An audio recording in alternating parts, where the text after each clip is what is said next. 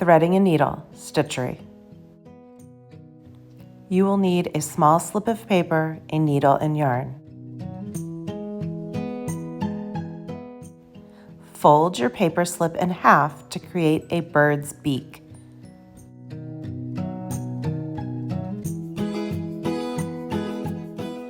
The yarn represents the worm that your hungry bird is about to eat. The bird eats the worm. I hold the bird's beak closed and it flies into its hole in the tree, otherwise known as the eye of the needle. Wiggle and pull, take off the bird, and now you have a threaded needle. Next, you will need to make a loop at the end of the yarn to create a knot.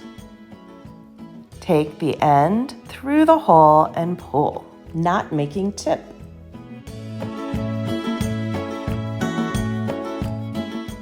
Pull the yarn gently to form the knot. You do not want the knot to be too small.